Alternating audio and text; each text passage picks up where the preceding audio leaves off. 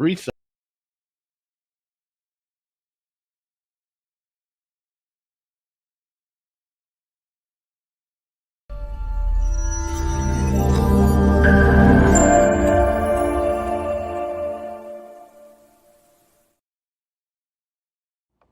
Hey everyone, it's your girl Catherine Nunez, and you're watching Real Talk with the director and the council on the IE Network.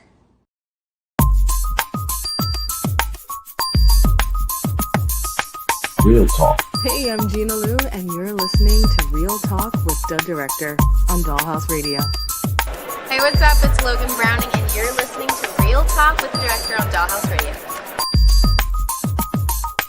Real Talk. Hi, this is Alana De La Garza, and you're listening to Real Talk with the Director on Dollhouse Radio.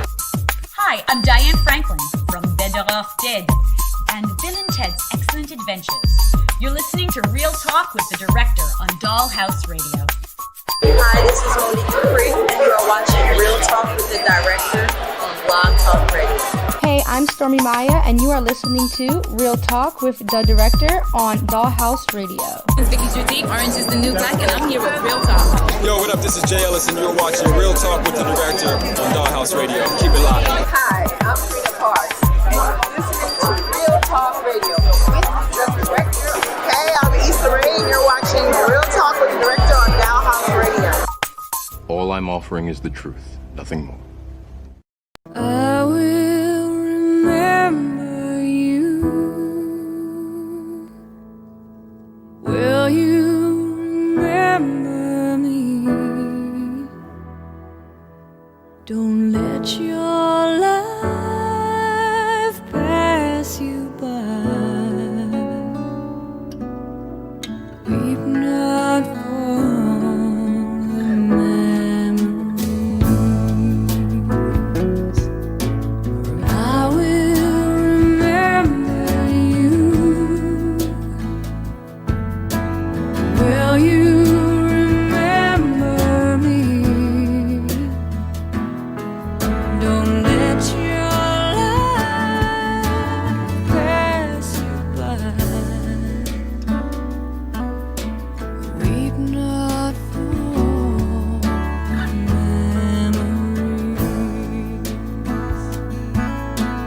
I will remember you. Will you remember me? Don't let your life pass you by. Weep not for the memories. Man, I won, but I didn't beat it. Cause some damn fool accused you of being the best. Will you remember me? You better stop eyeballing me, boy. You're not worthy enough to look your superiors in the eye. Pass you by. Weep not for the memories. They're McDonald's. I'm McDowell's. I will remember you. Will you remember me? Don't let your life. Don't turn your back on me, Scar. You are more than what you have become. Weep not for the memories.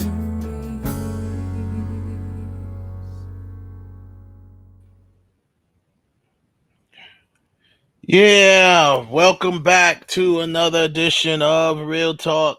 I am the Director. We'll be with you for the next 120 minutes or so. And Real Talk's brought to you each and every Monday by B2S Media. We broadcast live via the World Wide Web on youtube.com/IE Network TV. And Facebook, aka the social network, Meta. All right. I had started the show on time, and then I hit maybe the wrong button, and it went on, and then it cut off. So I don't know if anyone saw my intro from before, So we reset, rewind.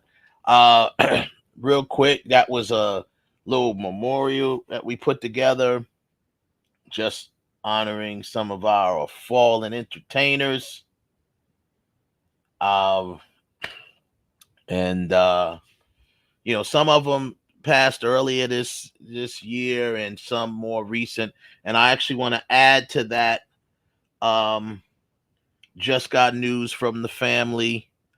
Sissy Houston passed away as well. So rest in peace. And my condolences go out to the Houston family and everyone, the whole entire family, Drinkard and all of them. So definitely condolences sent out to him. Shout out and condolences to my man Romaine. That was his that was Aunt Sissy. So we definitely send our condolences to all of the family and friends. 2024 ain't playing, man. And on a more personal note, I definitely want to send a shout out not really a shout out, but a condolences to the family of Kirk Sudu. He's a gentleman that I grew up with, on my block. I didn't, he's a little older than me, so I didn't technically grow up with him, but his family has known my family probably as long as I can remember. So, another Deer Park resident, Deer Park, Long Island, who has transitioned and left us. So definitely rest in peace to him, and condolences from our families to their family, the Sudu family. And also I just want to make sure that everybody, all my Florida fam, my Florida people, my Florida friends, my Florida colleagues, you guys be careful. You guys be safe. If you're planning on riding out the storm, have a plan, be prepared, have your stuff, and batten down, especially if you're on the coast, on the West Coast, Tampa area, who's still recovering from the last hurricane. Tampa area, all up the coast. Definitely, y'all be safe. Have a plan. If it don't feel right, get on out of there. Figure it out later. Follow your gut. All right. Family and friends, you know who you are. If you need to come here, there's refuge here in the A, here at my place. You all know where I am. You know who you are. So make it happen over here. So Hurricane Milton, what a name for a hurricane. Terrible name for a hurricane, but is crashing across the Gulf of Mexico at a Category 5 hurricane. I think he's finally downgraded to a 4. By the time it hits the coast of Florida, it should be maybe a 4 or a very strong 3. It's scheduled to go clean across Florida over to the other side to the Atlantic Ocean. So Central Florida, I got family there, I got friends there, I got colleagues there, people that I've worked with. All of y'all just do the right thing. If you don't feel right, get out of there. It should be okay. We're hoping, a lot of times how these hurricanes work. For me, living 8 years in Florida, I kind of got more used to it. But, they work how basically once they hit landfall, they start to break up a little bit and they get less intense. But, when it first hits landfall, that's where the intensity is.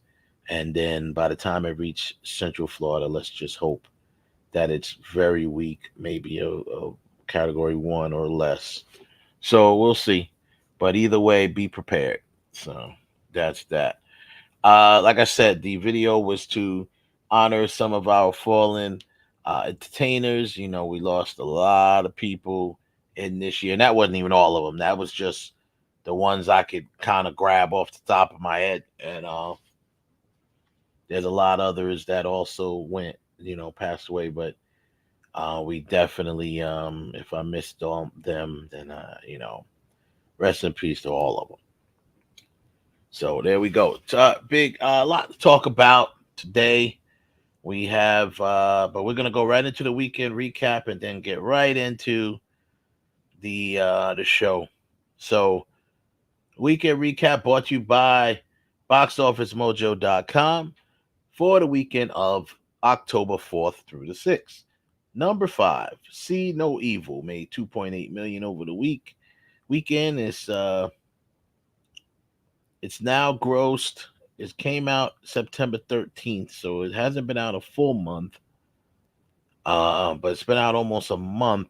And this film, starring James McAvoy, has only cleared $32 million domestic, $34 million international, with a total worldwide of $67 million. That is the drama horror thriller Speak No Evil. Then we have number 4 is Transformers 1 at $5.4 million over the weekend, putting that total gross worldwide at $97 million. It came out September 20th. Little disappointing, I would say, for a animated Transformers movie. Disappointing, a little bit of disappointing performance. International only $49 million, not that much over domestic. So that's that. 97 hadn't even cracked 100 million yet, and it's been out almost a month. So then you got Beetlejuice. Beetlejuice made another 10 million over the weekend, which actually performed very well to be a 20-year-old sequel. A sequel 20 some odd years, 30 years, whatever it is later. Which the total now is at 402 million worldwide. And it came out September 6th, so it's been out a month. After a month of it being out, $400 million. Then we have number 2, The Wild Robot, made $18.9 million over the weekend. It just opened September 27th. Domestically, it made $64 million and internationally $36.5 million, putting in a worldwide total of $100 million, $100.7 million. So, The Wild Robot's been getting a lot of critical acclaim. They're saying that this thing will probably win awards. But for it to be a children's film, you might have expected it to perform a little better than that, but we'll see. And number 1, Joker Folie à Deux, or Folie à Deux, however it's pronounced, made $37 million at the box office domestically. Only 37. It saving grace was a little bit in international sales of $77 million even, which brings the worldwide total for the opening weekend from October 4th of $114 million.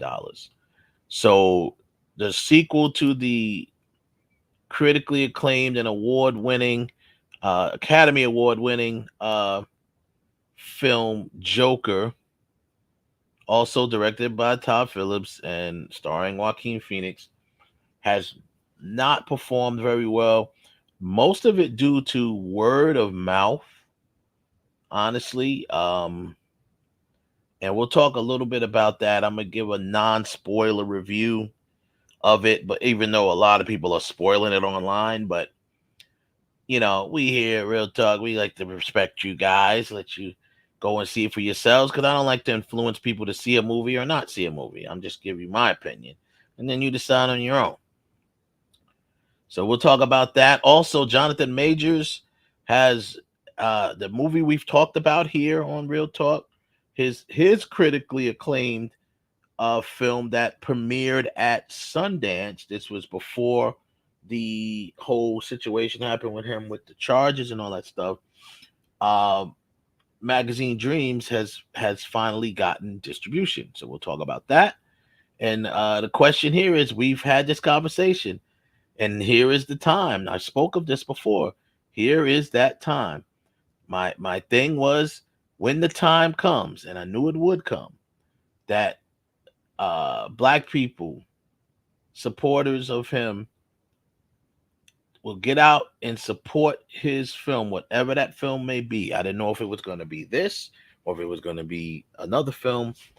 That time has arrived, people. You'll have a chance to go out and support Magazine Dreams, he is the lead in the film and has already gotten critical acclaim from its screening at Sundance, and I think it won the Grand Jury Award, or it screened to a standing ovation, and they praised his performance and likened it to Robert De Niro in Taxi Driver, and really, so now the question is, are you going to support it? Black people.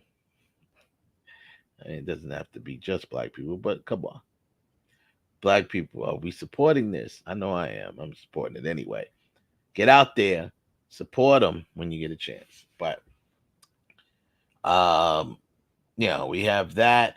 Also, I'll touch on a little bit about I read an article that was read from somebody who said that they were going to stop supporting Ryan Murphy because of what he did with the series Monsters with the Jimenez. What's their names again? Let me get their names right. The brothers, the men, whatever. There's brothers, and they are. That series was on Netflix, and it's been getting a lot of buzz, a lot of acclaim, a lot of complaints, a lot of whatever. It's got a little bit of both. Of course, it is. It's a controversial situation. It's a true story, completely based on the events that happened with the two young men that brutally murdered their parents. Obviously, if you ever paid attention to what was going on in the trial, and also if you watched the film, they always claimed that it was always their claim that they were being abused sexually and mentally, not per se physically, but still sexually assaulted. Now I don't know what the film itself is. The series covers over, it's like 9 episodes, and it goes through a lot of stuff, brings up a lot of things. And I read this article where a reporter was bashing Ryan Murphy, saying that he was making the parents out to be like not as bad as they were in real life. And so we'll talk about that. I got a couple of thoughts on that, and my views and thoughts of Wes Clark is not necessarily the views and thoughts of Real Talk. I'm just gonna put that out there. So therefore, because I'm probably about to make a few people mad, but it is what it is. And we'll get to that, man. The Power finale, Power Ghost finale, series finale aired. And I'll give you my thoughts on that. And that's it. Let's get it popping. I got my Jedi Council with me. That's right. Who want what? Who want what? I got my boys with me right now. You don't believe me? Get it up. Yeah. Y'all on the building. Let's get it. What's going on, everybody? What's going on, man? Dude. It's like, so we'll start off with what are we saying here? All right, let's go. Let's rewind a little bit and start off with Joker Folly or Do. Since that was on the weekend recap, it led up to it. It actually got saved a little bit by the international sales at $77 million, and so yeah, man, it's not. It's definitely not receiving. It's a bomb. It's not receiving a lot. Yeah, it's a definitely bomb.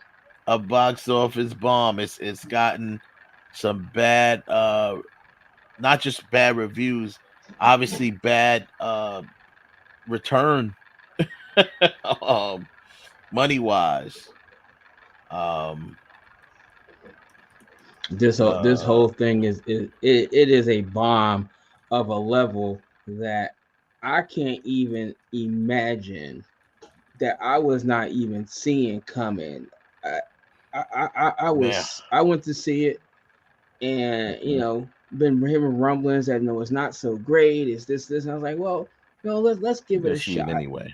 Yeah. But I was like, this is some bull. It's some bull. Right. Yeah, First of all, yeah. Wait a minute, let me preface it. Wes said he doesn't want to get spoilers, but listen, this movie gonna be gone in 2 weeks, so y'all probably not gonna get a chance to see it. So let me explain it to you. There will be spoilers coming from this guy. It's gonna be gone in about 2 weeks. All right. First of all, why are you taking this movie that is a real deep drama and turn it into some sort of Broadway musical? That was just dumb, right? Right. If you were going to have Harley Quinn in it, I'm sorry. This is what I've said this before. That sometimes you gotta, when you switching characters and you switching person playing the character, you gotta have a little time period gap in there for the audience. You're not replacing Margot Robbie with Lady Gaga. That was the second big mistake that you made. Third big mistake is, which was more of a technical thing. You actually said that the city is New York City. It's not New York City. It's Gotham City. When he was on trial, they say the city of New York against. Why? And fourth, yeah, they always portrayed it as that for some reason. Because even but they actually said, but in time they're saying the city of New York. So you got to be saying, okay, so this thing ain't even in Gotham City, right? Then the fourth thing was this: what Joker should have been was the rise of Arthur Fleck into the classic Joker, taking over the underworld of Gotham. And that's what it should have been. And you didn't do that. You gave me this whole crap. It didn't. And this is a spoiler alert. It didn't go good until the bomb went off. I'll put that till the bomb went off. Once that happened, then it kind of switched the narrative from the bull they were given back to the original version of Joker. That's when they came back to the original Batman. Yeah. Right. I was just like, and fifth, and this goes to whoever was the idea was to make a musical. Listen, whoever you are, if it was Todd Phillips or hopefully it wasn't Warner Brothers, or Warner Brothers need to kick in their butt for agreeing to this. The one scene that I sat there that said it was so wrong was when she's talking to him and he's in the jail cell, and she starts singing to him, Closer to You. You know what song she sang? She should have sang her own song, Bad Romance, because it would have fit in perfectly into the mode of what was going on. If you ever listen to the words fit in perfectly with what's going on in the movie. This was just a bomb it was a good idea that you guys took a movie that nobody thought was going to do well, and it did super fine, almost $1 billion. You want to make a sequel to it, and you try to catch lightning in the bottle twice. You thought maybe bringing Lady Gaga in was going to do something. No. And it's a bomb of epic proportions because the first one is so critically praised and audience. And it made him a lot of money. Almost $1 billion. Did it on both ends. Yeah. So this is by far it's got to go down in history, and probably will go in history as the biggest bomb of all time, because it's not going to make it's not going to make nearly what the first movie made.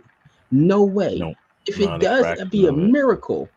If it does, it'd be a miracle. To even if it Yeah. even may half, it'd be a miracle. No, it's not It's gonna a make it to half. It's gonna But be gone in 2 weeks. It's gonna be on It's gonna be on Blu-ray or streaming by December. Watch. yeah, I agree. I think my main concern or my main issue with the film is a lot of the same ones you had. But I thought that the idea, we all talked about this from the beginning, and I don't think any of us really liked the idea of it being a musical. But I was optimistic after seeing the trailer because basically they took all of the dramatic parts of the movie and put it in the trailer. And Hey, wait a everything minute, else except was I'm right. sorry. It's left the I gotta courtroom. wait a minute, I gotta go back a second. I gotta go look at the trailer again because if I'm not mistaken, isn't there a scene in the trailer where Joker and Harley are outside of the courthouse dancing on the steps? Yeah. I don't Yeah, remember they seeing took that that scene in part the out. movie. They took that out. Yeah, they took that. That didn't make the film. Yeah, they cut that part out the film, which Then why you guys got it probably in the was trailer? another. I mean, well, that happens. People do that sometimes, but that was, you know, obviously that would have been some sort of fantasy that he had going on in his mind with them both out there dancing like that on the steps. But yeah, that was taken out. And there was a couple other shots that was in the trailer that did not make the final cut. I also feel that the music, if you're gonna do a musical, if you're doing stuff that's taking place in the mind of the Joker, I was expecting all of the numbers to be like the number from the courtroom, like mayhem and chaos going on and stuff like that. Like that's what I was expecting if it's happening in the mind of the Joker. Or even the first time when they were when the fire was going on, when she set the fire and they looked like they were trying to escape, and at least there was a bunch of mayhem going on around them, right? And spoiler alert, I know Devon Griffin said he's going to see it tomorrow. I don't want to ruin that for you. Go check it out. But and thanks for coming in the room. But my thing is this: if it doesn't service the story, why do you have it? Because to me, it didn't service the story. If it was going to service the story in some where it pushes the story forward, it really just felt like breaks. It's like, oh, dance break, or song break. And I mean, there was literally parts in the movie where it was starting to get good narrative wise and acting wise, and I was literally in my chair hoping they don't start singing. And then they started singing. And I'm just like, oh my God. And not, I'm sitting there like, nothing. Oh man, I hope they don't start singing. Because And I'm they thinking, did. okay, we're getting some exposition, the scene in the courtroom, especially, and I don't remember, I gotta look up the actor's name. The gentleman who plays the little guy. What was That's his when name? it got that's when it got good. When he came into the movie, from that point on, that's when it started getting good, right? Yeah. But that's the last half hour of the movie. I didn't say an hour and 40 minutes with this garbage. Yeah. They had too many numbers. Like they truly made it a musical. And I thought when they said musical, it'd be a few music numbers, that's some old twisted, crazy stuff going on in the numbers, and you're like, oh, that's cool. But no, they truly made it a musical, unfortunately. And actually, it probably would do much better if it was an actual musical on Broadway. If you was watching it live as a musical, it probably would have did better. But as a film, no dice, in my opinion. What's the guy? If I can find the guy's name here, is he listed? But he played the little guy. You know, Gary Puddles was the name of the character. His name is Lee Gill. Lee Gill. And he did a phenomenal job at his I actually felt when he was talking, when he really started getting to it, I really felt sorry for him. Like, damn. Yeah. You know, Yeah. like And you didn't realize what you really did. Yeah. You realize how much you scarred so many people. And when Zazie Beetz character, you know, spoiler alert, showed up, you know, it's same deal. It like, was nice. It was nice to after see her. effects. It was nice to Yeah. see her. I'm still Yeah, surprised she the wasn't in Deadpool, but hey, that's something Yeah, different. I know that was weird. That was weird that she didn't show up in Deadpool. That would have been cool. But anyhow, what I'll say is this. Like I said, you know, Todd Phillips, when it was the narrative story, the little bit of it that we got, it was fine. Also, but I do agree with you, Ralph. I think the story should have went in a different direction.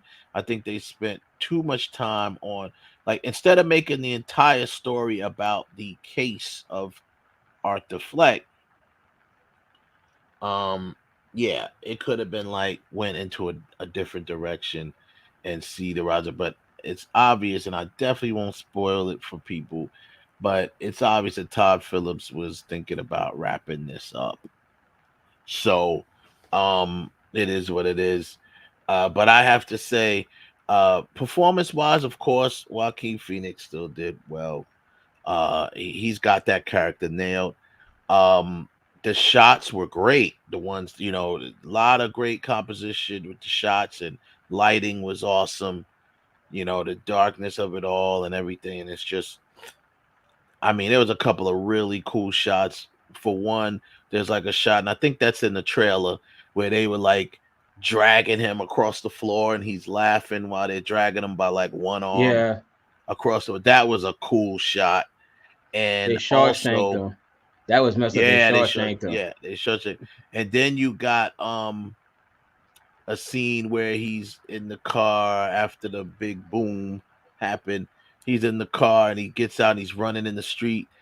That was a oneer, as they call it.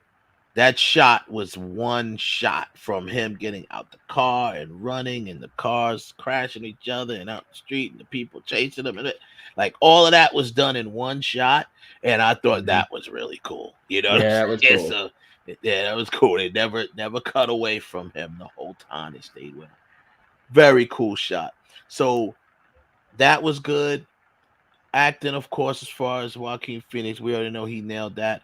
The guy who played Gary nailed it. He was just he looked so petrified, and it really just made you feel for him, because he had somewhat of a line where he said something like, "I've never felt so small in my life."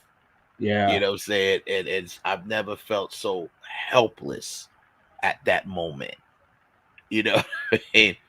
And that was and then you go back to it. My mind goes back to when that happened. I felt bad for him when it happened. Remember, he was crying, and then he's like, Yeah. "Oh, Gary, I'm not gonna hurt you. You can go."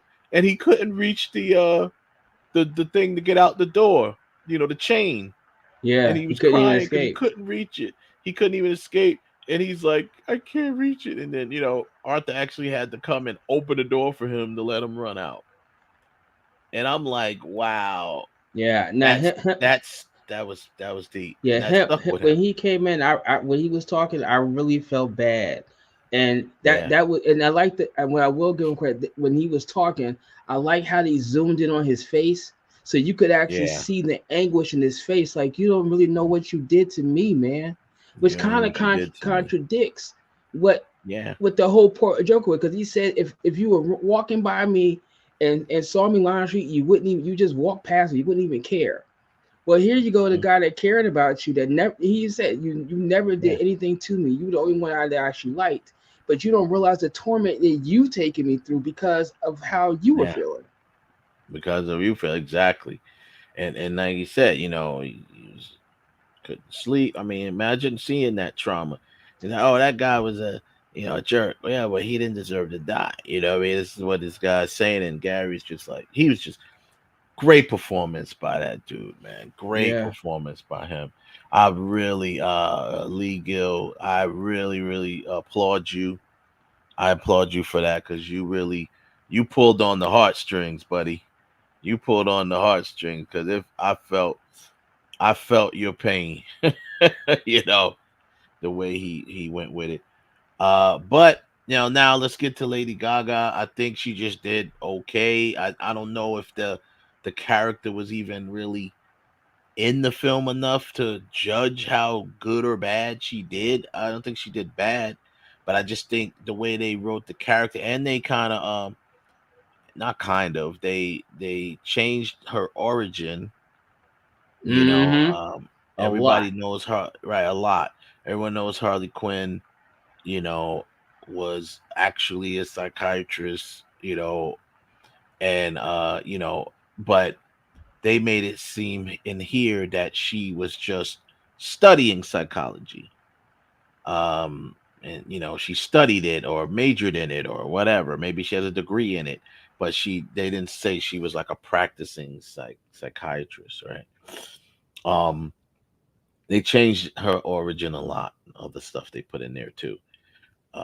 But I think I don't know whose idea it was. I assume it was Todd Phillips' idea to say, "Hey, let's do it as a musical since we got Lady Gaga in it." But see, but see me, I'm sorry, Warner Brothers, and I once again, you set Lady Gaga up to really take the fall for this movie if it didn't do well, because everybody going to the first thing to say she ain't Margot Robbie, she ain't Margot Robbie, she ain't Margot Robbie, and that is exactly Margot what Robbie couldn't have saved this movie because of the way they did it with if that was Margot Robbie instead of Lady Gaga and the singing and dancing and all that stuff was still going on, it's still, the movie still would have hit the way it hit, even if that was Margot Robbie doing it, because Margot Robbie, everyone's used to seeing her as Harley Quinn and everyone likes her, loves her as Harley Quinn, but that doesn't change the fact that these musical numbers that was in there got in the way of the story. It got in the way of the story, and that's where Todd Phillips, I have to go at Todd Phillips and say he failed. What I'm saying is that maybe if Margot Robbie had done it, then all that musical stuff wouldn't have, they like, we need to scrap all this because we need to keep some sort of continuity. That because Margot Robbie is not going to sit there and break into the song and dance. I mean, she didn't she broke into dance in Barbie, but she wasn't singing. That was Homegirl. He was singing. Right? No, exactly. But but that's the whole point. I mean, that's I'm not. Number one, they didn't cast Margot Robbie obviously because this takes place in another universe, right? Number two, who knows if Margot Robbie wanted to do it? And number three, we knew that they were going to use a different. I don't know who or when they decided to cast Lady Gaga, and I'm not going to sit here and trash Lady Gaga's performance. It wasn't bad. It's just the fact that the way it played out, the character was written, and the way all of those musical numbers got in the way of the story. To me, I can't even judge her performance because to me, she wasn't really in the movie enough. I mean, she was in it, but she was in it, but I don't know. It was just weird. It's like, just judging from a standpoint of just her acting ability, she did fine, but it was the way the story went, and just didn't help her. It doesn't help her. So a lot of people, I agree with you. She will probably be the one to take the fall because she's the new addition to the cast. So she'll probably be the one to take the blame for a lot of it. When really, to be honest with you, if anyone has to take the blame, it's got to be Todd Phillips because he, in my opinion, failed to deliver the story to us in a manner. And if you're going to deliver it via musical, then you still need to deliver the story and service the story through that as well. It just felt a little forced at times and felt like it was, they got in their own way, So that was the issue, and I have nothing else to really say about it. You guys make your own decision, go out and see it, and tell me what you think. But it's definitely getting trashed right now by not just by the critics, and you can see by the box office performance, it's just not doing well. And they're talking about it being one of the, or if not the worst, performance of a superhero film, and that's kind of weird for me. I'm like, really worse than Madam Web? I don't know. It's tracking worse than Madam Web. It's tracking worse than Morbius. Crazy. Like that is crazy. Just like, wow. That's crazy. And I just wow. Madam Web might have been the biggest piece of garbage that I've ever seen as a superhero movie. I'd rather watch one of them old school 1970 Captain America movie or one of them old school movies Roger Corman before I watch Fantastic Four. Fantastic Four. Before I even rather watch the Fantastic Four that I hated with Black Johnny Storm before I watch Madam Web. That movie was terrible. It took me 4 times to get through it once. I kept falling asleep. I kept turning, losing interest, and I was just like, yo, this is really bad. It wasn't even synced properly in some parts. Like, how you millions of dollars in a budget and you can't even sync this thing right. But that's another story. But so we'll see, man. Joker it's taking a hit. Todd Phillips, you're gonna have to take the hit for this one, buddy. Yep. It was your job to deliver that story to us. We already know. I gave you credit. For being daring and taking a chance. But if you take a chance like this, you better deliver. And he did not, unfortunately. He failed. Big F. So failed with a capital F. So we'll see how that turns out. So the series Monsters, what was it? Let me get them. What's them dudes? How do I pronounce their names again? The Menendez brothers. Menendez brothers, yeah. Menendez. It's the Lyle and Eric Menendez story. As we know, Monsters is a series that Ryan Murphy produced. Ryan Murphy produced the series. He did it the first installment of it, or first season, if you will, was about Dahmer, about Jeffrey Dahmer, which was very well received, and it's about as well as you can be received. Great performance by Evan and Evan Peters. So now we come back for, I guess we'll call it season 2, and they're talking about the Menendez brothers. Very, of course, controversial. We know the case itself was very controversial. The Menendez brothers that brutally murdered their parents, right? And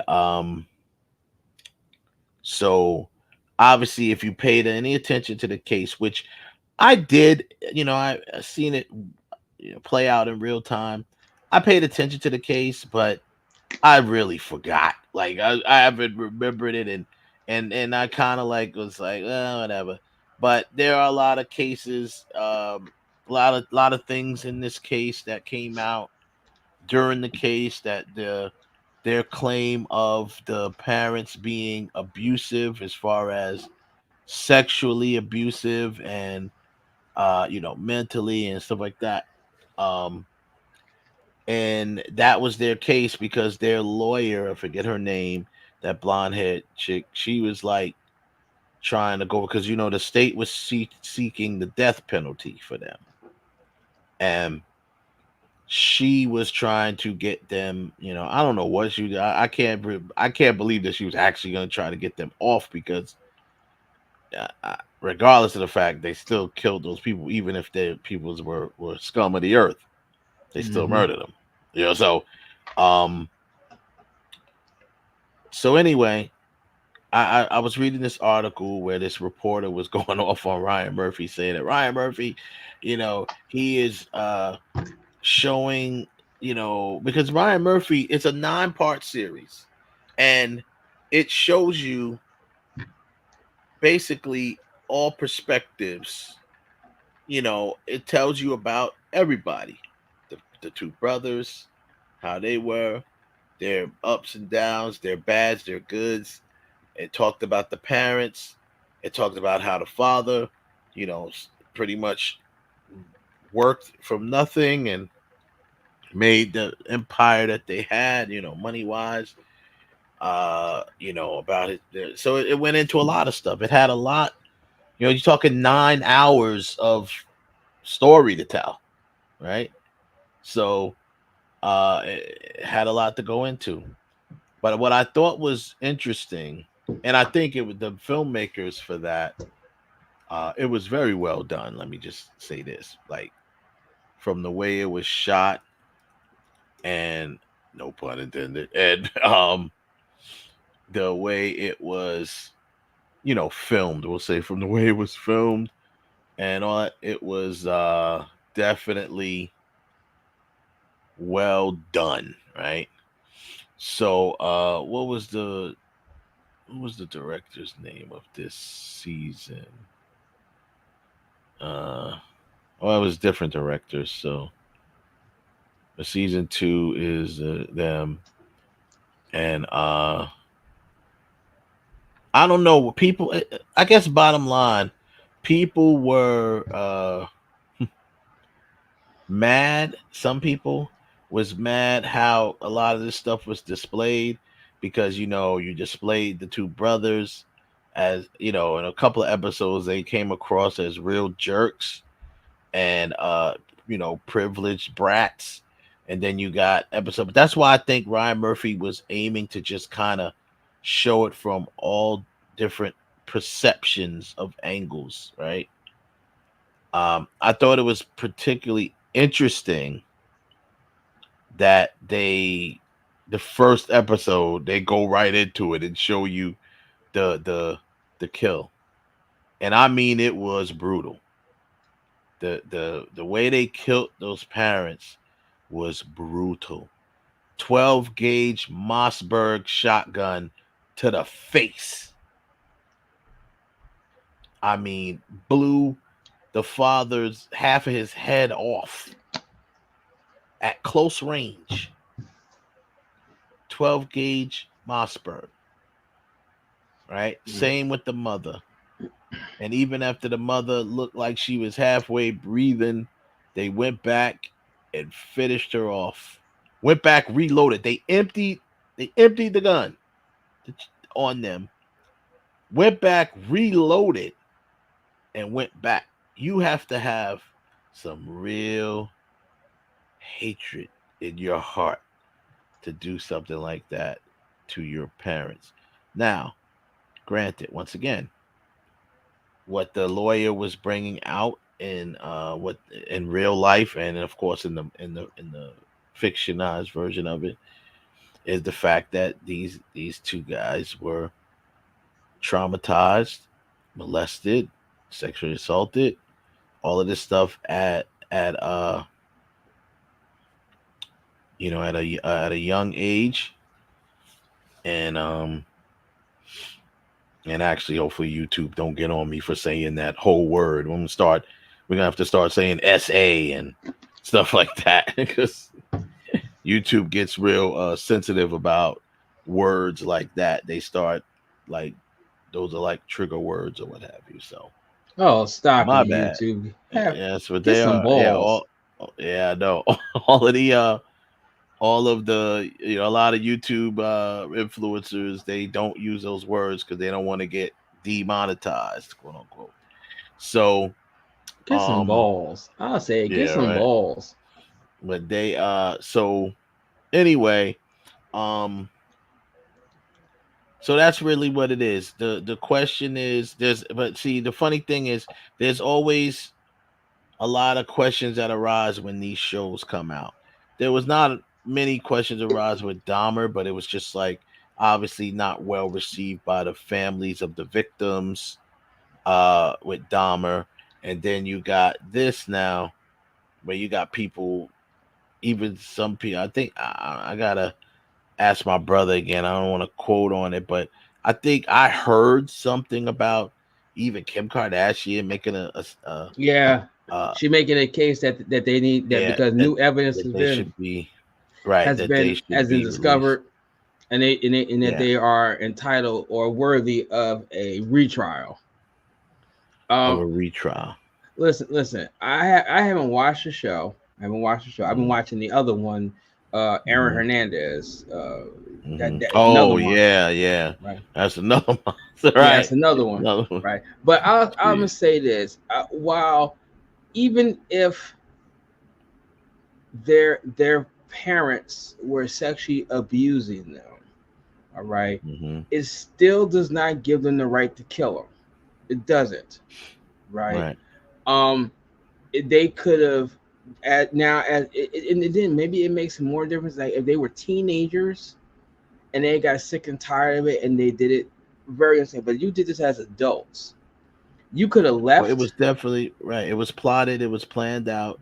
Right. I think if it was in the heat of the moment, that's a different crime story. of passion, it's a little bit different. But regardless of whether it's justified or not, because that is up for interpretation, right? Some people might say they deserved it. It doesn't matter whether they deserved it or not. You still committed a crime. And you still have to answer to that. Now, to me, their only bright side of it is they didn't get the death penalty. They weren't sentenced to the death penalty, which was what the state was seeking. So their lawyer kind of did her job. She did, they're not getting killed for it. They do have life without the possibility of parole, but the idea of them having a retrial for what? What are we retrialing? What would they? Don't waste the taxpayers' money, man. What Exactly. are you Don't do retrying that. them for? Do not do that. What are you retrying them for? They still committed the crime. So now what? You're gonna let them out eventually? You're gonna retry them to get less time for them to possibly get out on parole? Really? I mean, unless I'm gonna keep it 100 right now. Some people may be mad at it. This is all alleged. Let's be honest. We will never know the almighty truth, because the two other people that could confirm, deny, or otherwise the truth are dead. Not here. Yes. So if that truly happened, and I say that if, because guess what? These guys were on trial. They were facing the death penalty. They were living their best lives when they got caught, spending their parents' money. So is it possible? It can't be possible that they're lying about being SA'd. It's not possible. So that's why I say this is all alleged. So for that reason alone, if I was sitting on that jury, if they decided to retry them, and if I was sitting on that jury, the first thing that's going through my mind is, well, how do we know they're not lying? We don't know. There's no way to cross-examine the parents. They're dead.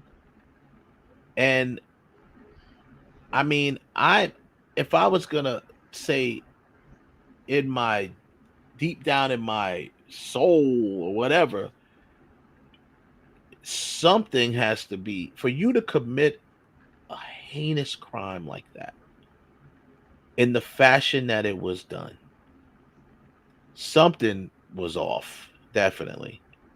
Either these guys are 100% pure evil, or they, uh, something happened with the parents and them that pushed them there. Doesn't give an excuse to kill. I'm just saying.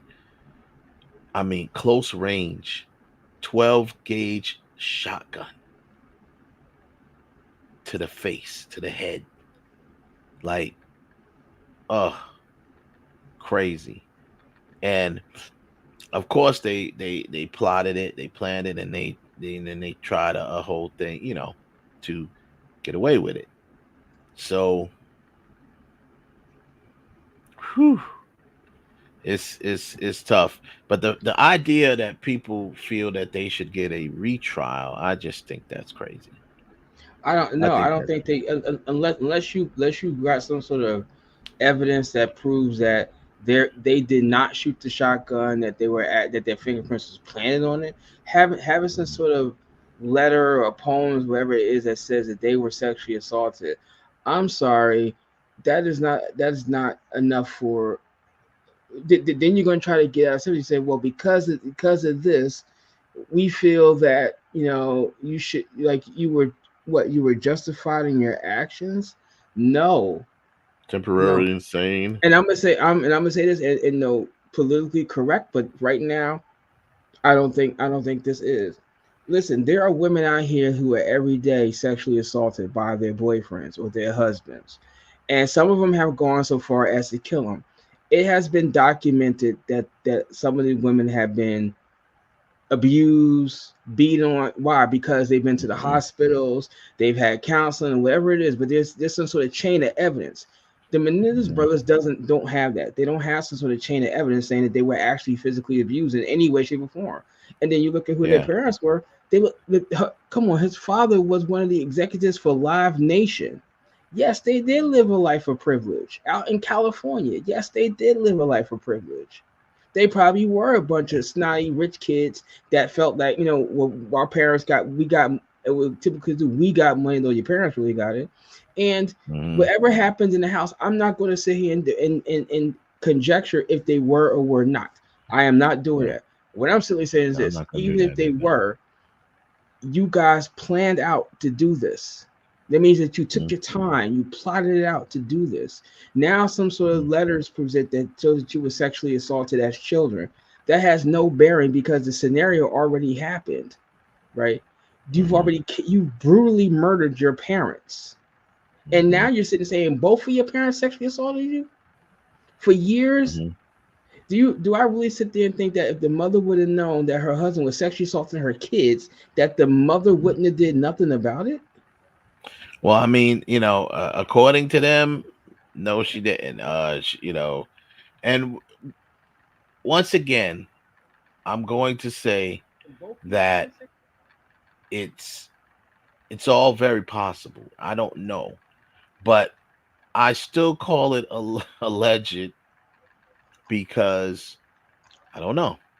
And once again, although even let's say that it is true, and these people were the scum of the earth, you still committed a crime. Yep. You still colluded with each other and plotted, planned, and carried out a execution of your parents. And then you tried to hide it all, obviously to get away with it. You made up an alibi? You had an alibi made up. You tried to say that it was a mob hit gone bad. Come on, man. That's not in the moment. The mob hit. They came back at the house and called the police and put on a whole show and screaming and crying and blah blah blah. And and then once all of that cleared, they were living their best lives. And I would be honest with you, the way the show was playing out, I feel. I think Ryan Murphy was trying to hint at this. I think they because the father had told them previously that they were cut out the will. And I believe they went into that safe and got that will and burnt it. And then all of a sudden the maid finds a will somewhere in the house or something like that that says he left everything to them. Now, I believe Ryan Murphy shot it in that fashion because he was trying to hint at the fact that these cats probably destroyed that will. They pulled whoever pulled on Prince, because I feel the same way about Prince. I feel whoever I refuse to believe that Prince, as smart as he was and as much as he went through in the music business, did not have a will. I refuse to believe that. I believe whoever got their hands on that will burnt it. Now I might in that case I might believe that one, because I mean at his age he probably didn't think he was at that point in life to start having one. But then again, because his child passed away years earlier, maybe he did. Maybe he did have something written down, or who knows, he could have had a will and just never had it notarized, whatever, to make it official, leaving all his money to whoever. I just refuse to believe that, given everything he went through. If it wasn't for the fact everything he went through to get his music back, I just don't believe he would not take care of that, to make sure that it never went back into the hands of the people that he fought so hard to get it back from. Yeah. With that being said, and plus the fact that Prince was the type of guy that needed to have a will, because he didn't have a lot of family that he messed with, to be honest with you. He didn't have any kids. He was not married at the time. So he was the type of guy that needed a will, because otherwise your money is just going to be, your whole estate is going to be up in the air. And he didn't even mess with the siblings that run his estate. He didn't even F with them. You know what I'm saying? So it's like, I just don't believe that. Even Morris Day was like, I believe that will is in ash. There's ashes in the fireplace right now. Yeah. Somebody got to that will and burnt it. You know what I'm saying? Because Prince would have at least did something with his music, with his vault, those things. He would have had something set up for that. And make no mistake, he also knew, there's been reports and people talked about it, people that was close to him. He also felt things was a little weird anyway. And think about this. Remember that scare that he had on the plane that forced him to land and all this other stuff. You don't think after that he would have tried to do something, even if he didn't have a will at that point? Because very soon after that he passed. So, not to get on that subject, but I'm just saying I feel the same way. This guy, the father who was portrayed, he was a very, very good job by what's his name again? Javier Bardem. The father was allegedly, very disappointed in these guys. And he said to them, after they, continuously embarrassed him or whatever the case may be, getting in trouble. They were getting in trouble for, like I said, which also is hints that something wasn't right. They might have been, abused or what have you, because they were lashing out, right, on purpose, doing stupid things, getting in trouble, getting caught. And he told them that he cut them out the will. And there's a scene in there where his lawyer actually came to the house. He went into his study with the lawyer and closed the doors. So he was making adjustments to his will, because he already had them in the will, obviously, to inherit stuff. But he made adjustments to the will. And they saw that, but they didn't see what the adjustment was. So they never found out if in fact he took them out the will. But there was a scene where his safe, who it would only could be opened by the executor of his estate and executor of his will, which was his their uncle, which I think it was like his brother or his wife's brother or something like that. And he was the executor of the estate, and he was the only person that could open the safe. So he shows up to open the safe. They get the safe open, because even if he don't have the key, he has to be present if they're gonna cut open the safe. He shows up, they get the safe open, and then Lyle says, I just want, he was cheating on my mother, and I don't want to embarrass her. I don't want people to, I just want to take a look and make sure there's no pictures or nothing in there. And I just want to just do that. And then, whatever else, we can go from there. So they let him go in there by himself. He comes out and says, no, there was no pictures in there. And then he's like, and I didn't see a will either. Mm-hmm. I bet you didn't. I bet you didn't.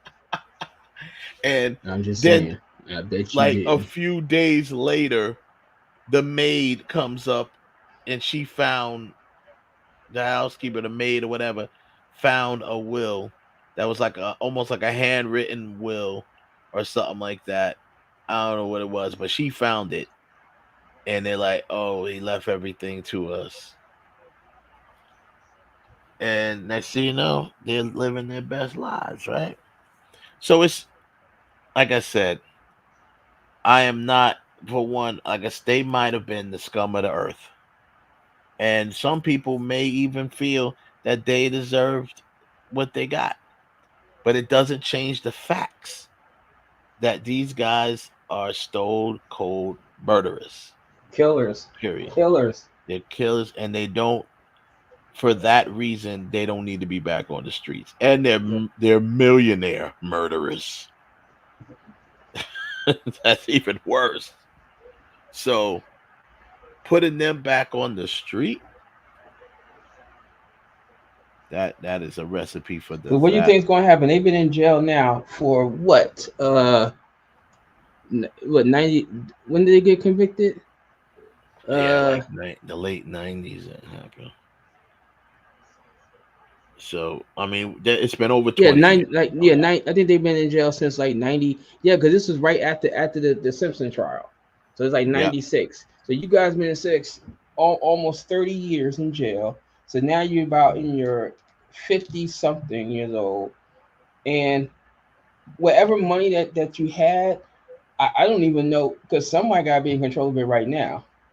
Somebody got to be probably right still now. the uncle, because he was the executor of the will and the estate. I don't know if he's in charge of it now, because if it was all inherited by them, who knows who's in charge of it. But you're probably right. Since they're in jail, they probably did go to them. Yeah. They probably did go to him. Maybe. Yeah. No, after all this time, and now 30 years later, some paperwork come out and says, well, you were sexually assaulted you could potentially have been sexually assaulted as a child. So now you're gonna get a new trial to get out. How? For what cause? You got people in there. You got people in there that's in jail right now for selling weed, that clearly wouldn't do it, and they're still sitting there. You got the guy that just got got killed last week, who after all that time found out that he didn't even do it, and the judge was like, I don't care. Yeah. That was just who actually got executed. Actually, folks, that was last week. They've known for years this man was truly innocent, and they're like, we don't care. We don't care. Yep. So with that being said, what's the point of doing a retrial with these guys? They should still have no possibility of parole. They should still have life in prison. I do want to say though, the acting was very good in this series by both of the gentlemen that played the Menendez brothers, Nicholas Chavez and Cooper Koch. Those two guys really played these characters. Even the person who, all of them, the parents, Javier Bardem, Chloe Sevigny was the mother. They all did a really good job. But I don't agree with some of the people are saying. You can't let. There's no point in retrying these guys, man. They got off by not getting executed, not getting the death penalty. You retry them, they may just get the death penalty. Exactly. So how about, they'd be like, you know what? They've been sitting in our jails for the last 30 years anyway. Let's just get rid of them. Let's off them. Yeah. So I would say slow your roll. It just is what it is. They like allegedly they like all of the publicity anyway, so they're getting more publicity. Come on, the guy, one of the brothers got married in jail. This wife has never touched her husband in her life, but she married this guy. You married a murderer, and I'm saying it like this: you married him when he was in jail. You look at his mugshot. I was like, oh, he's so sexy, and I gotta marry him. Hey, it happens. Look at Prison Bay. They called them. That was the nickname for that. He's out of jail now, and now he's like a model and stuff. He's been in movies and everything. That guy was that light-skinned black dude that all of these thirsty behind women was talking about. He went viral on social media. Women sending him money and all this stuff. And I think he was in jail for a violent crime too. And they was sending him money. So they that was the nickname he got, Prison Bay. And he's now out and he's been in movies. He got a modeling contract, all that stuff, which I mean, great for him. I'm just saying it happens. But women just get so thirsty when they see guys. I'm saying both, but wait, I'm reading this here, right? First of all, Eric, he married some girl named Tammy Ruth Sackerman, right? She has never had sex with this guy. She married him. She married what? Ruth Sackerman. Yeah. Tammy Ruth Sackerman. I might be saying it wrong. Sackerman. Okay. No, right. I thought that you said it like almost like that was her whole last name, Ruth Sackerman. No. But she married him in 1909. Then in 96, Lyle married this girl named Anna Eckerson, right? Then Eckerson discovered that Lyle was cheating on her. Who he cheating on her with? So then what does he do? An inmate. So what does he married? No, it says he's cheating on him with a woman. So then so they get divorced, and then in 2003 he marries another girl named Rebecca Sneed. Ladies, wait a minute, I gotta put myself on camera for this. Ladies, I don't understand. Why are you marrying some guy that's in jail that you're never going to go out with him, you're never going to have sex with him, you're never going to eat together? Your whole thing is what? And you spend your whole life waking up, going to work, coming home, waiting for him to make the phone call saying, will you accept these charges from an inmate? I'm sorry. Stop it. Yo, stop it. I'm gonna tell you this, and some of my other people will know what I'm talking about. I personally know a person who literally was involved in a quote unquote relationship with two, not one, two inmates in prison. And she was planning, like one of them was supposed to be getting out in like, I don't know, maybe like 4 or 5 years. She was planning on having him move in with her and all this. Now, granted, you don't even know him like that. And how she, it sounds like a movie, but it's real life. The one that she was talking to, the most recent one, she met him because her ex-boyfriend that was in prison, and he's in prison for a very long time, actually had him call her as a favor because he was in like the hole or something. He was in solitary confinement. Had this other inmate call her, and then she starts Damn. talking to him. Had him call her to tell her what was going on, and then she starts talking to him. And next thing you know, now she's in love with him. And literally spitted her buddy to go and visit him, dragging her kids with her to, go stay at a hotel, and then go visit this dude. It happens, bro. I don't know what that is, what it means, but it's like, yo, all of these men walking around in this world, and you are trying to call yourself falling in love with an incarcerated one? I can see if you was already wifey and he goes to jail and you trying to ride it out with him. That's different. If you was already together, like you said, Ralph, and you got a chance to be with him, whatever. Got to know sex him. with him, whatever. You got to know him. You had sex with him. You had this. Y'all were in a relationship, and then he goes to jail, and you decide you gonna ride with him on it. Fine, I have no problem with that. But if you have never even hardly met, and I used to say to this person, so you're going to let this man move in with you, and you got preteen and teenage daughters. You don't even know this guy. This guy's straight out of jail at the 19 years. What do you do? Double murder? Oh, I got my 6-year-old.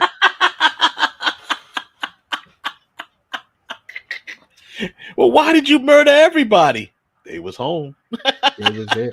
Like the strangers, because you were here, because they were there. Because you were here. That was like what Richard Pryor said that in one of his stand-ups. He said, yo, this dude, he said, why did you murder everyone in the house? They was home. They was home. They was home. I mean, nah, bruh. But yeah, that's what happens, man. And the Menendez brothers, they weren't bad looking guys, and a lot of women thought they were attractive. Even if you listen to how the lawyer, how she talked about them, you think she wanted to sleep with them. The way she talked about them. Wait a minute. I just got finished watching this show on Netflix about Griselda Blanco. Griselda. Right? Yeah. I watched it, and in the last episode, the guy that was wasn't a partner, but like one of her hitmen, he had an affair with the secretary of the prosecutors that wound up getting him out of jail because one of the jurors. Two of the jurors. Right? Listen, look. Many years ago, I used to work for the post office, right? And I would go get the express mail from the airport. So on my way back from the airport, I would have to stop down in Newark at Newark Penn Station every Sunday. So I pull in the back of it, and there's a bus there. This is the bus that takes women down to South Jersey to the jail, right?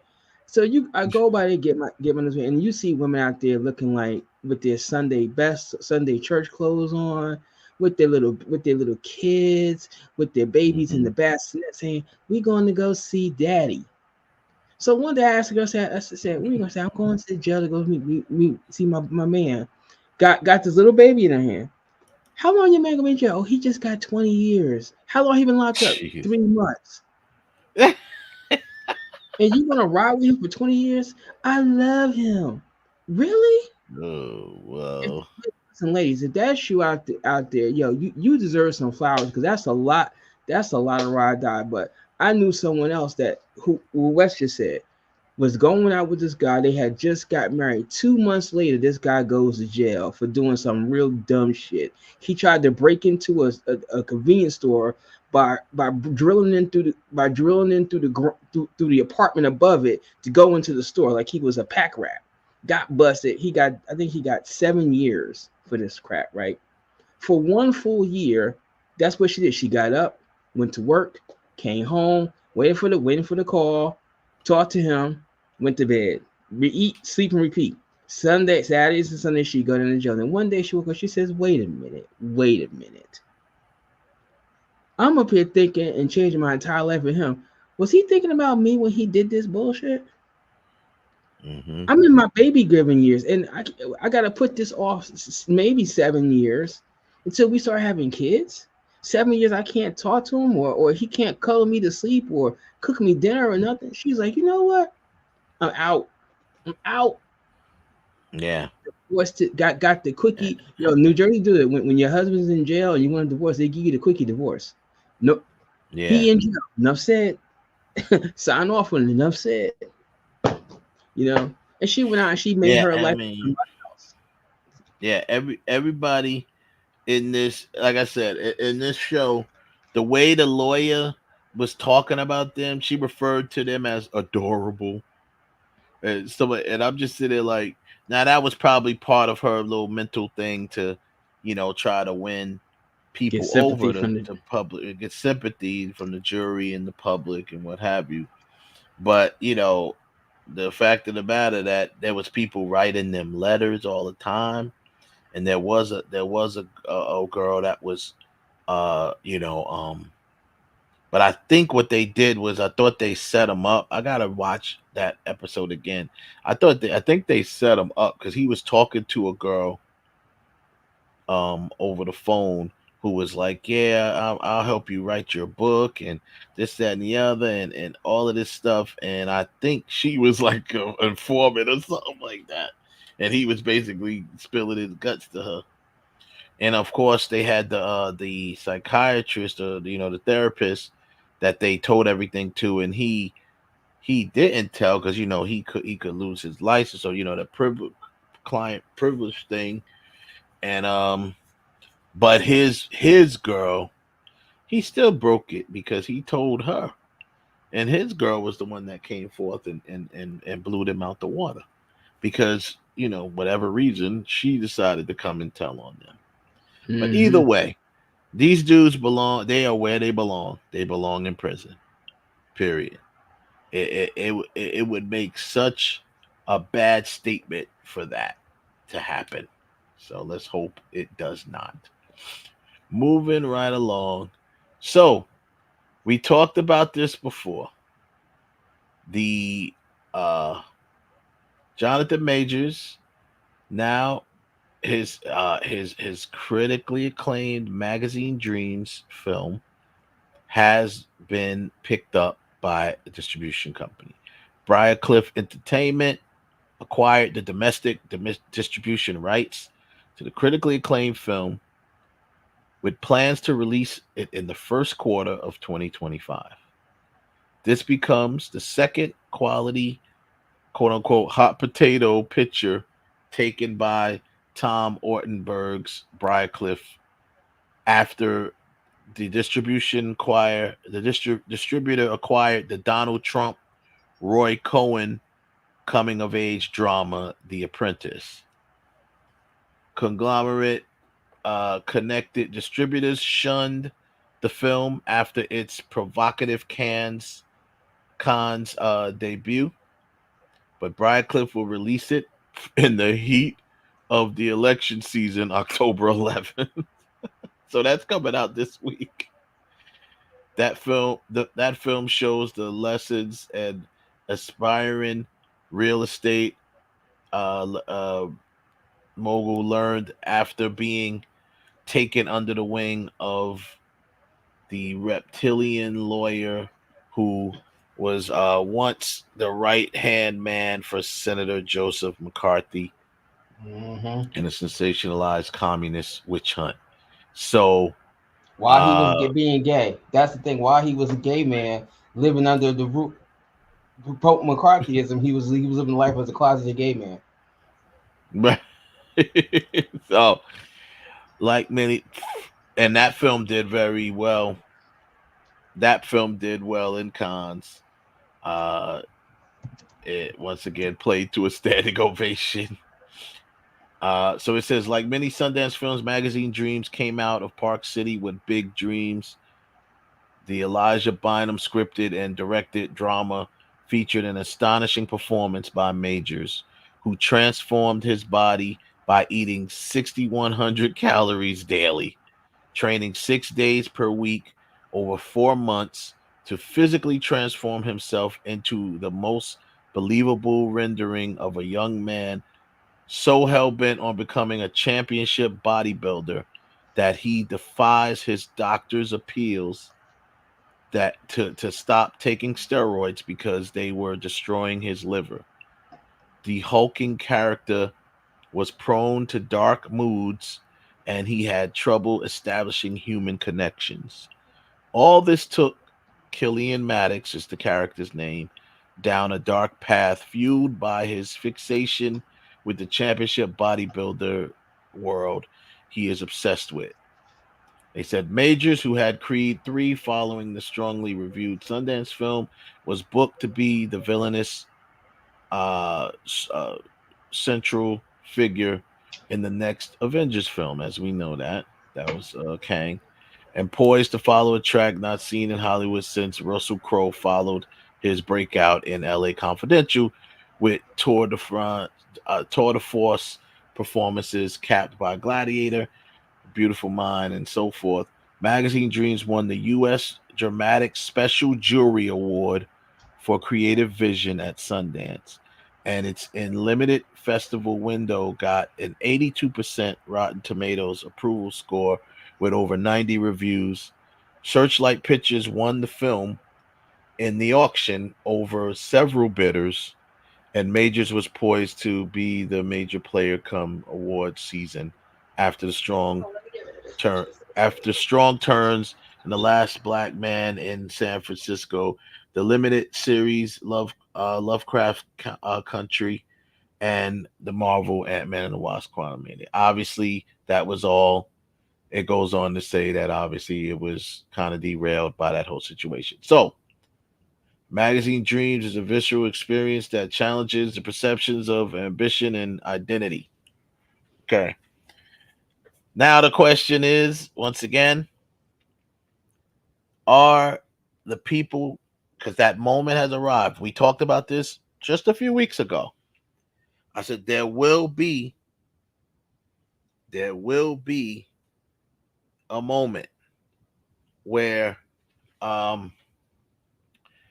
Majors will have that opportunity where he's a lead in a film. We didn't know what film. And we did agree that, he needs to have, a hit in order to kind of make that way back. And I said, my thing that I always said was, well, the people are going to have to support him. Right. And they said here, yes, this says Mocha. What's that? Mocha. Hey, Mocha. Hey, Mocha.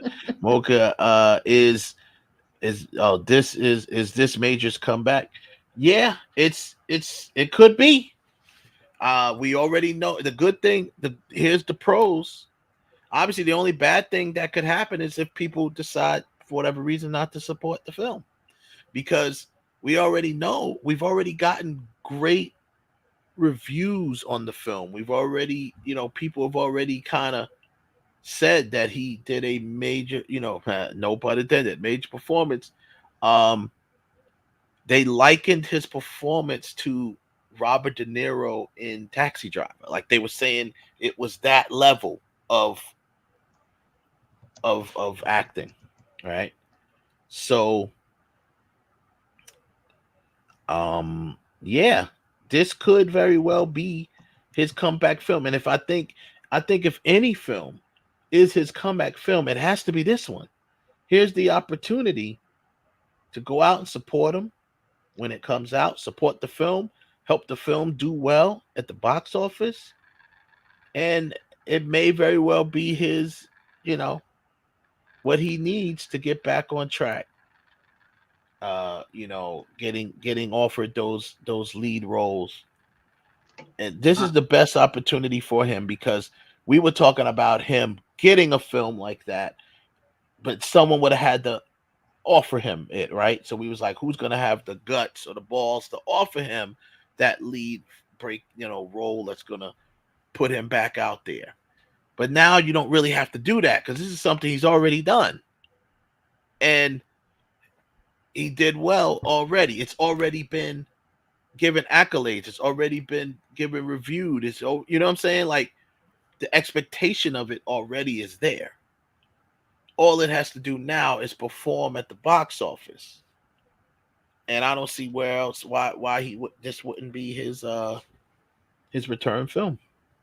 I'm gonna stand with what I said. First of all, hey Mocha, I'm gonna stand with what I said earlier, that it's going, like, the movie is going to have to really be some successful, either financially or critically, right? I mean, yes, it's done critically very well at the movie festival circuit, but once it gets put to cypher, where now everybody didn't go to TIFF or whatever didn't go, and now you see it, it's going to have to do well. I do get the support, but but the reason history is on the side, because the same thing we said about Nate Parker. Nate Parker's movie was all this, and then some bull come about him that was from the past, and they dragged it down for him.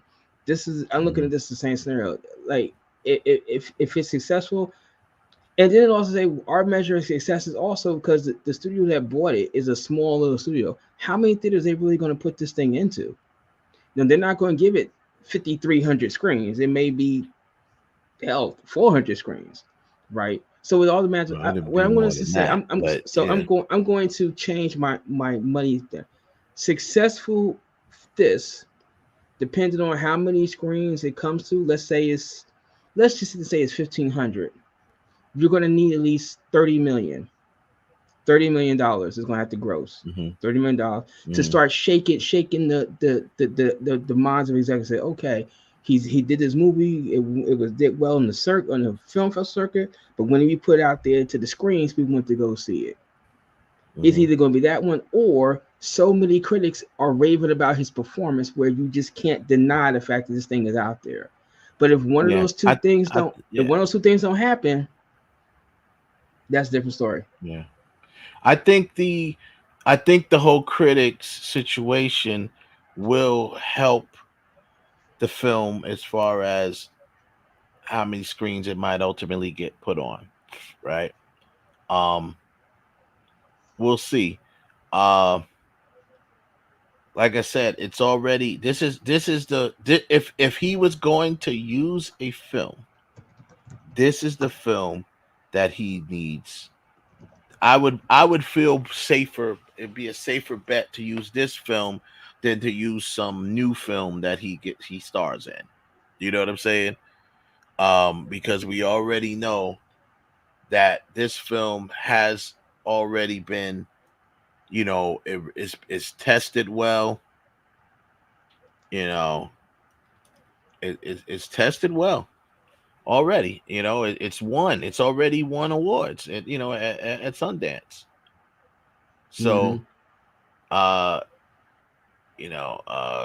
and then before, it wasn't listed, all of the people in it wasn't listed before, when it was now it's starting to be promoted. Now it's on IMDb. They got interviews with him and other people that are in it. Apparently Taylor Page is in it, because I see her in the interview with him.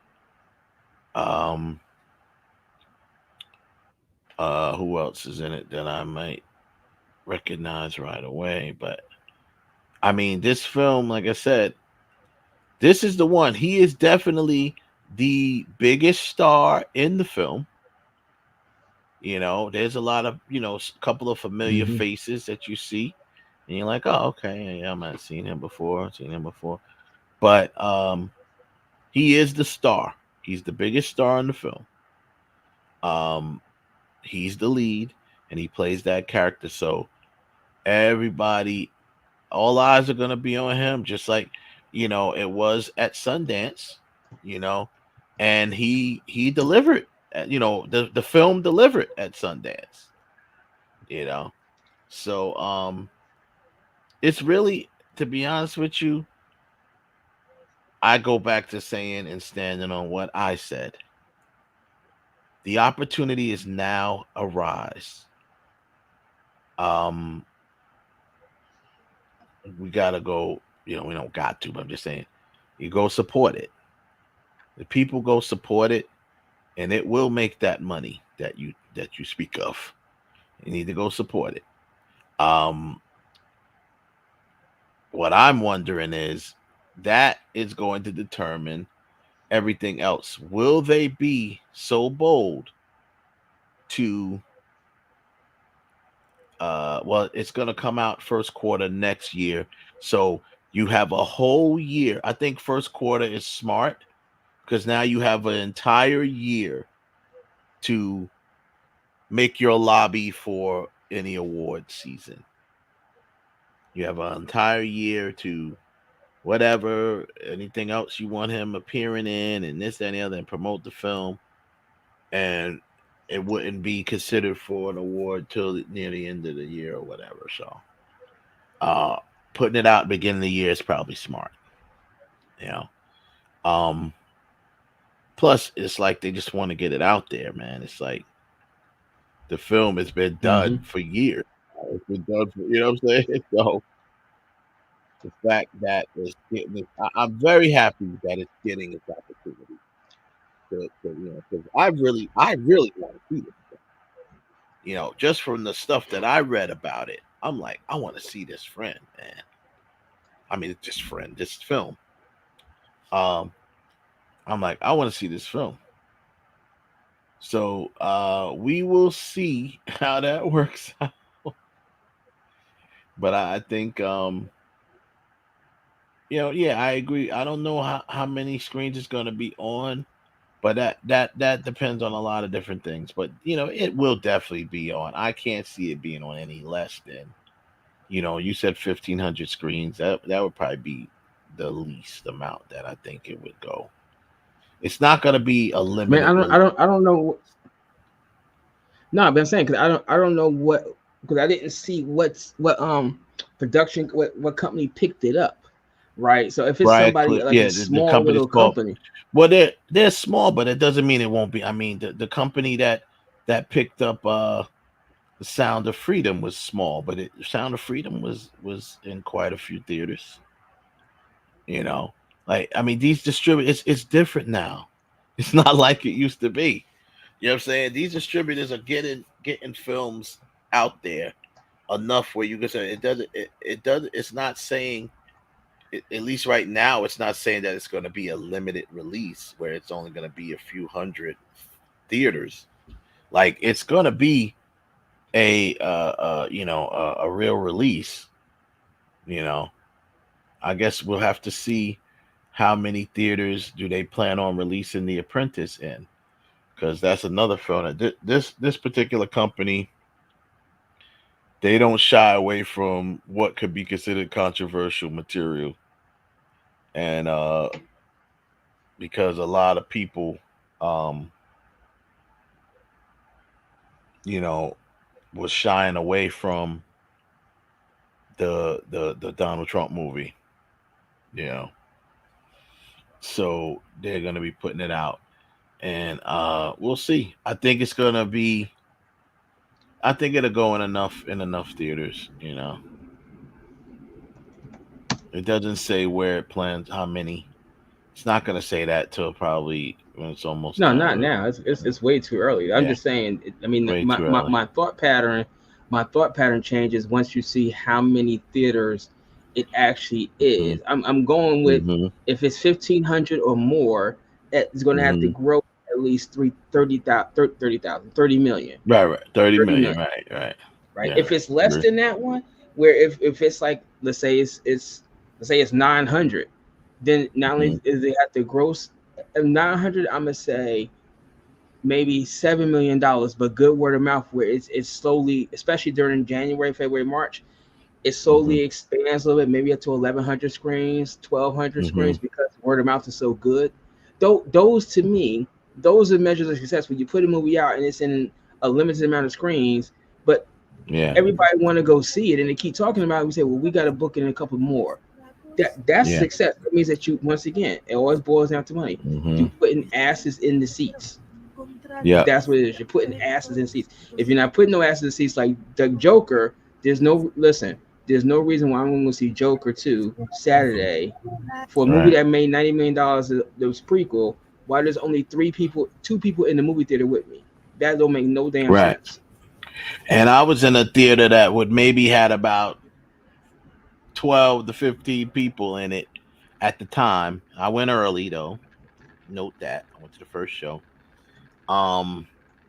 And 2 people walked out. 2 people walked out of it. They was I wanted to take a nap.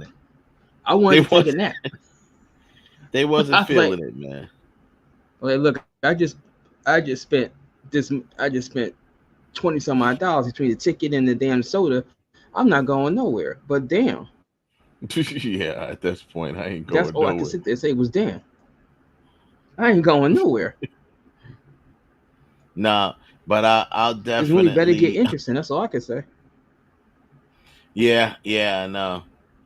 But I tell you, man, like I said, I agree. It has to do that. But my thing is,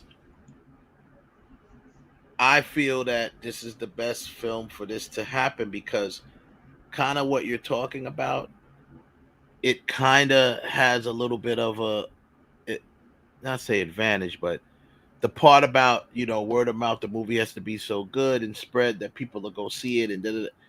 Right. That's true.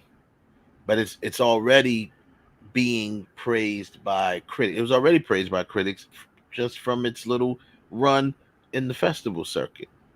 It had, like they said, whatever that was, 80-something% on Rotten Tomatoes. Other places was so the critics have already chimed in on it. Unless they change the cut, you probably won't get much of a difference, when it comes out critic wise. At this point, it's on the fans, it's on his supporters, his fans, people to go out and support him and support his work, because at least you go. One thing that you're gonna get if you go out to any of his movies, you're gonna get an entertaining movie and a good performance. That's all you need, right? That's what I think. Yeah. I mean, what else are you supposed to? I mean, for this type of film, a little nudity doesn't hurt. Oh, for this type, no. You know what? It's a boxing movie. Oh, it's a bodybuilding movie, right?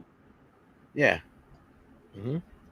So I mean, for this type of film, you need a good performance because it's really focused on his character and some of the traumas that he's going through and some of the things that he's doing to himself. So obsessed with becoming this bodybuilder or whatever it is, this goal he's trying to reach, that he's literally hurting himself, ignoring the fact that he's hurting himself. And I think doing the steroids and stuff like that started messing with his mind and started messing him up. And he started becoming, he was already a kind of a brooding, dark person.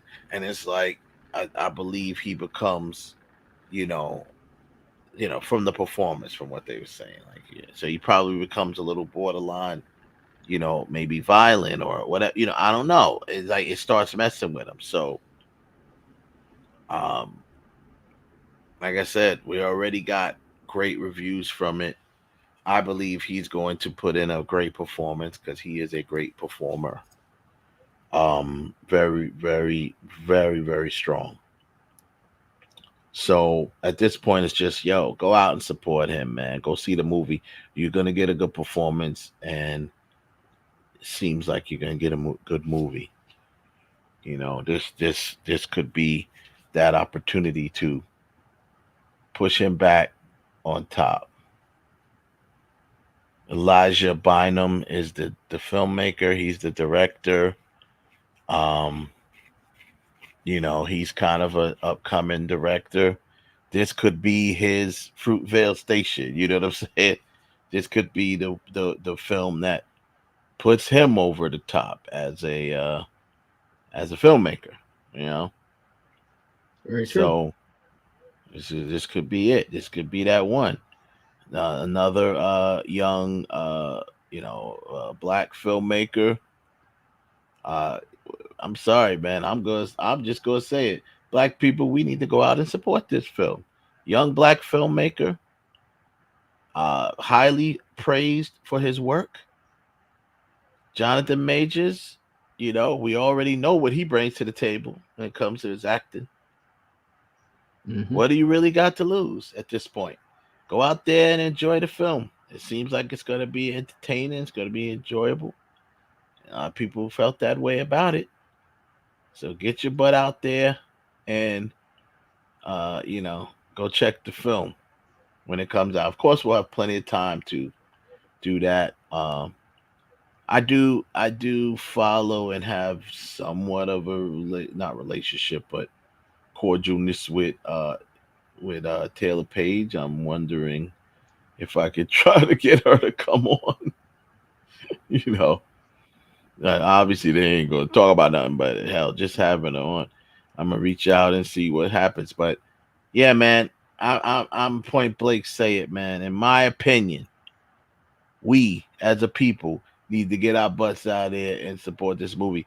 It doesn't seem like it's gonna be, we don't know, but we've already given a hint by the critically acclaimed by the critics that it's not a bad movie. You know what I'm saying? So now you want to get out there. It's about, do you want to get out and see a good performance and so forth, and then make your decisions from there. So we'll see.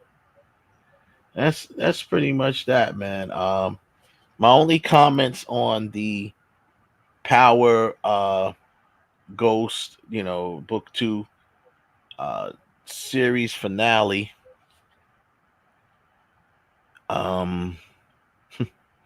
It was okay. I didn't think it was really that good. For it to be a series finale, it had, me and my brother, shout out to Heaven Hollywood, we just did a video. It's probably here on the channel by now. We did it yesterday. And we talked about a lot of the plot holes, loose ends, and so forth that was made up this series pretty much. And we're talking about really big, not big, but important, seemingly important plot holes. And and I had about 8 of them. And then we had the loose ends. You got people out there that knows you are a drug dealer. There's people out there that knows you are a killer or your boy's a killer. And they are loose ends because you're not even with them no more. They're exes, right? So you got them out there. Then you got stuff that just happened, like, what the hell was that? What was the point? We had that section too, the what was the point section. So we'll see. We'll see how it all turns out. Well, not see how it turns. It's already happened. So I honestly, if I go back to ranking my top Power shows in the Power universe, that has to fall to number 3 because it's still better than Force, which is Tommy's show. So for me, it's the OG Power series, then Raising Kanan, book 3, then this one, book 2, and then Force. So, I guess it's better than that, whatever. But yeah, shout out, congratulations to the cast. They did, do what they had to do. They didn't do bad performances, but it was lazy writing. Sometimes bad writing. I complained about this back in episode 7 or 8. I complained. I was like, this writing staff has written themselves into a corner, and now they don't really know how to get out of it. and I'm talking rough, plot hole after plot hole, and a bunch of characters with no arc being really tied up, wrapped up. Their arcs, like, you had characters that they would started new arcs for it. You're like, this series is about to end. Like, why? So, I know it sound like Power Book 5, something new. something new, yeah, right. So we'll see, and they may have more stuff. I think what it is though, for people to give them a little clarity on it. I think because they've been having a lot of trouble with Stars. I believe the Power universe is moving off of Stars, and they're probably going to go to another network. Now, 50 is creating his own streaming network. Maybe he'll try to get Power on there. I say try because I must remind people 50 Cent does not own the Power universe. He has no ownership of that. That is Courtney Kemp. And 50 is the ambassador, and he's this and that, and he's got a little piece of it all, but he's really was made to bring people to the show, which he did. And but the owner of that show is Courtney Kemp. So maybe she just did a deal with Netflix. Maybe Courtney plans on moving the shows over to Netflix. You never know. But I believe the show ended and then booked for Force. That show is in. This is their last season they're going into. So it seems like they're wrapping up all the different shows, and maybe they plan on putting them somewhere else. So we'll see. Mm-hmm. But that's pretty much that, man. That's all I got. We definitely want to give a shout out to everybody in the chat room that came through. Of course, we sorry for the late start. Eventually, we'll probably go back to 9, but we'll see. Shout out to everybody. Hey, Boca. Nice out to. No, you can't say Shout that. out to- Yeah, you can't do that one. Can't do that one. I can't do Hey Boca. All right, cool. Nah, you can't do that one. I rescind my Hey Boca. You can say Hey Mocha, but you can't say like I said, like hey. She know why I say that. Hey Mocha. Yeah, got you. Hopefully, she comes back. She coming back next week. Enjoy this next week, and when we do some more stuff. Actually, next week is my birthday. Next Monday. Uh-oh. It is my birthday. God willing, I will be with y'all next week. So, and yes, big up. That's number 14. This is the Vikings. We are 5-0. Yes. Sam Darnold. It's funny because this is actually a Diggs jersey because when I had him, when he was on the team, but Sam Darnold has taken this number now. So I'm going to get a big piece of white tape and I'm going to I'm going to cross off everything but the D and then write the rest of the word Darnold on the Wow. Homeboy get no love. No love. Yeah. Nah, bro. Diggs is history. He's gone. Number 14 belongs to Sam Darnold. And right now he didn't have a great game Sunday morning and out there in London, but he didn't have a great game. But the bottom line is the team is 5-0, and the defense has proven to be a solid defense in adversity. Now think about it. When I was looking at because I couldn't watch it, I was working. When you look at ESPN Gamecast, and it says that it's a little over 3 minutes left, and the Jets got all 3 timeouts, and Aaron Rodgers driving needs a touchdown to win the game. You don't feel too good looking at that. So we were able to hold them off, and Aaron Rodgers and the Jets were not able to come down, and our defense held. So that's 2 weeks in a row that we did a really good job at holding off potential disaster. So big up them.